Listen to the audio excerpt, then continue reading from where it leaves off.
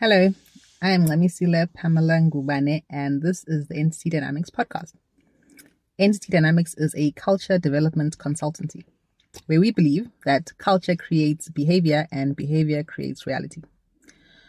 So, someone on my TikTok accounts commented on one of my videos saying that they like this topic of a culture of thinking.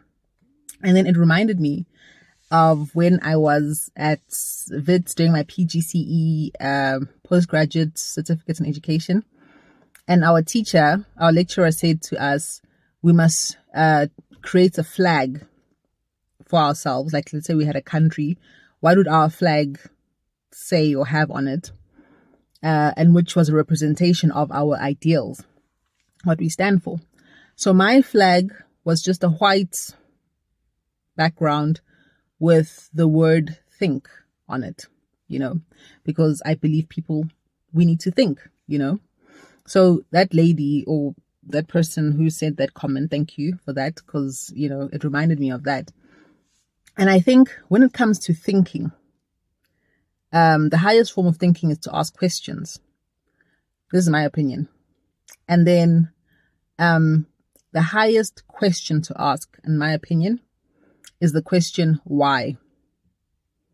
Why? Okay, so when we do a research essay, we are told to ask the questions who, what, when, where, how, and why. Who, what, when, where, how, and why. Yes, those 6. And I think the why is the most important, because even when you've asked who, what, when, where, how, you can still ask why on top of those other questions. Who is it that did this thing? But why did they do it? What did they do? Why? And even the who, why are they who they are? How did they become that person? How is also an important, but the why is so important. Why? And when I was doing my teaching practical, I was teaching, so I studied history. I've got an honors in history, and then my teaching certificate was specializing in teaching English, history, and social science. So I was teaching history to grade 10s, standard 8. I was teaching history to them, and I was teaching them about the Industrial Revolution, which began in 1750 in England. And one of the things that happened during the course of the establishment of the Industrial Revolution was that the nobility, who actually own all the land in England, decided that they're no longer going to have a system of tenant farming. This is the nobility which became the drivers of the Industrial Revolution, the ones who on their land, they discovered coal, which was what powered the factories, and tin and whatever else, whatever other minerals were pivotal to the Industrial Revolution. They decided that they're no longer going to focus on extracting rent from tenant farmers on their land. They are rather going to focus on mining coal and opening factories. Okay.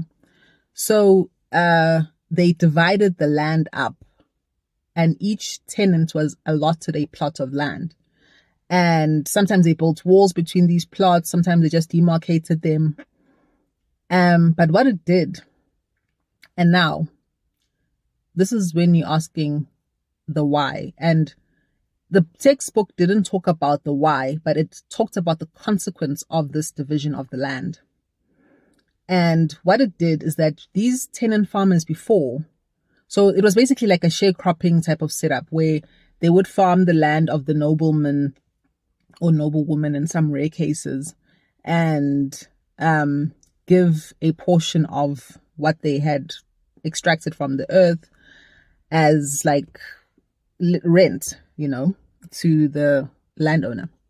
So the landowners divided the land between these tenant farmers, and the tenant farmers, who all used to share the land amongst themselves and farm in a communal style, and they would all graze their cattle and sheep, whatever livestock they had in the whole territory.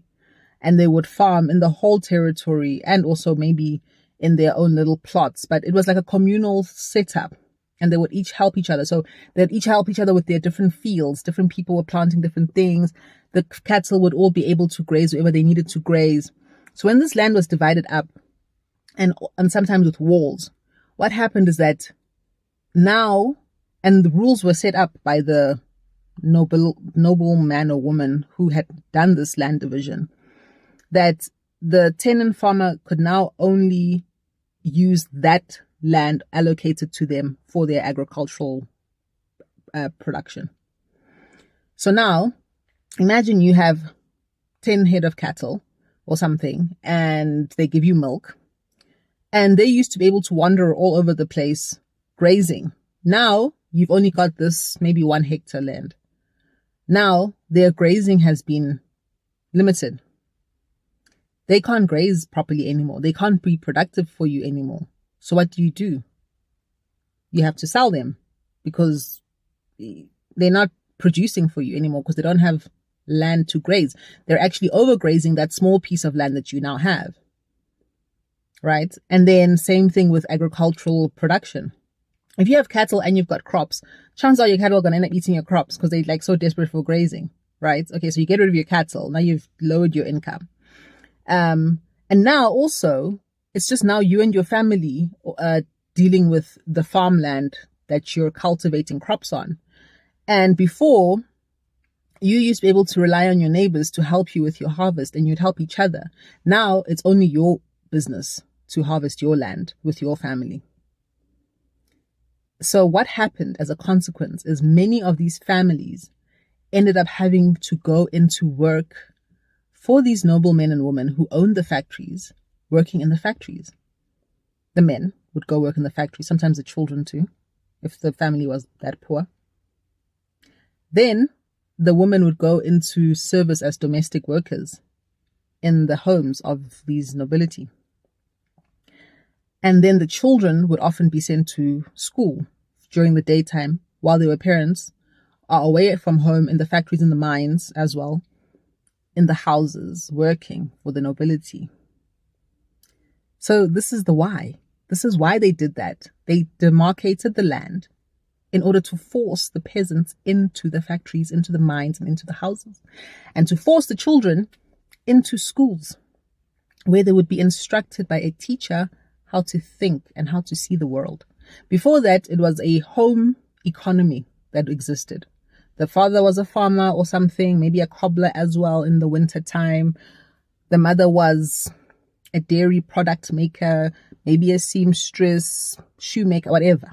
Okay, and then the kids would learn that industry from their parents and take over, or maybe they'd apprentice somewhere else if they really weren't interested in what the parents had to teach them. Now the kids are in a school being taught by the nobility. You see, so there's the why. And I think, when we look at things like that, and then also that same consciousness of the nobility that did that to their own people in the 1750s in England is the same consciousness that manufactured the Native Land Act of 1913 to force the natives off their land and into the mines and the factories and houses of the elites of the Union of South Africa. Now, last thing, elites are everywhere. Okay, please don't come away from this thinking, oh, she's talking about white people. Yes, they were whites from Europe, definitely. But elitism is everywhere, and we see it even in South Africa today. It's one of the biggest why answers. Why is there so much corruption in South Africa? Elitism. There are certain people who believe that they are superior to other people. Elitism.